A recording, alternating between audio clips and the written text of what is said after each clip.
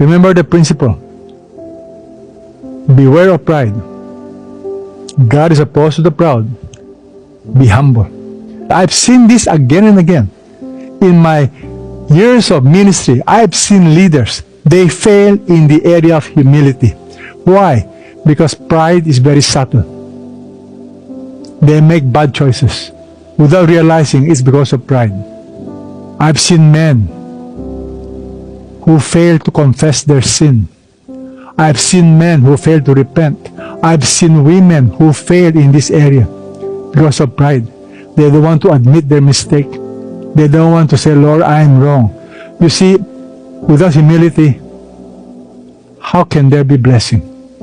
The first step to real blessing, to real salvation, is humility. As you listen to this message, can you evaluate yourselves 1 to 10? 10 meaning you are as humble as Christ. 1, you are as proud as Satan. Number 1, are you rested? Rest in God's sovereignty. You don't feel the need to question God or to judge Him because you rest in His wisdom, in His decision. That's restedness. Are you rested? Are you thankful? Humble people are thankful. They are grateful. They focus on the goodness of God because they are very appreciative. They understand they have been forgiven. Forgiving others. Humble people learn that they have been forgiven. So who are they not to forgive others? Are you quick to forgive others, or do you hold grudges? Humble people are teachable. They don't react when they are corrected. When they are criticized, they listen. Because humble people want to grow. They are teachable. Humble people have a servant heart. They know that the purpose of life is not about themselves. It is serving God, serving others. To love God is to love others. They are able to be happy when others are blessed. Have you learned to be happy when others are blessed? Humble people are not judgmental. They don't focus on the mistakes of others. Humble people learn to not judge others because they themselves are full of failures and mistakes. Humble people have surrendered their rights. They know that in the final analysis, they don't have any rights. Everything is a privilege. Have you surrendered your rights? Even the right to be right. Even the right to explain. Even the right to be forgiven.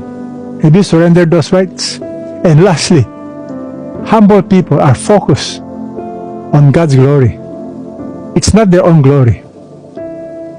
They are focused on giving honor to the Lord. Their agenda is God's agenda. How are you doing in that area? Are you preoccupied with God's glory? Or are you preoccupied with your own glory? With your own image? Jesus invites us. In Matthew 11:28-29, "Come to me, all of you who are weary and heavy laden, and I will give you rest." Here's an amazing invitation. Those who are weary, heavy laden, Jesus says, come to Him. He gives you rest. But don't forget verse 29. "Take my yoke upon you, learn from me." Learn from Jesus. What can we learn about Jesus? "I am gentle and humble in heart, and you will find rest for your souls." Jesus described Himself as gentle and humble.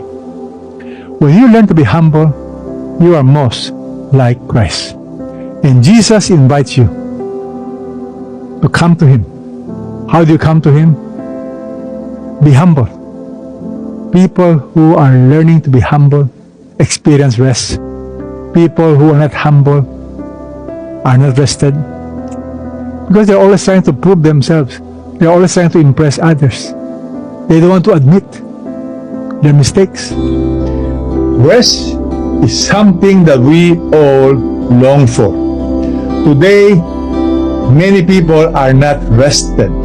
A root problem of many of our toxic emotions is pride. And once we understand the solution is humility, the other toxic emotions will slowly go away, because pride begets other negative emotions from anger, anxiety, entitlement, etc. But if you learn to be gentle and be humble like Jesus, it is one of the most liberating truths you will ever experience. You don't have to prove anything. You are secure in your relationship with God, and you experience real restedness. Humility is the key. Be humble. Friends, I don't know about you. I need to remind myself, be humble, Peter. Always be humble.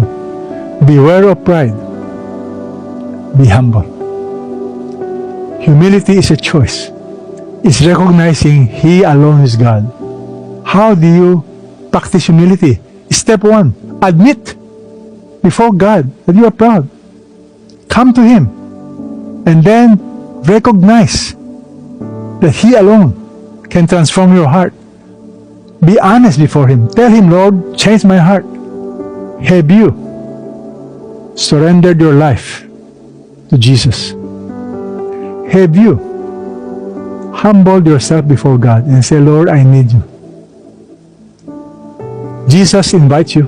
Come to Him.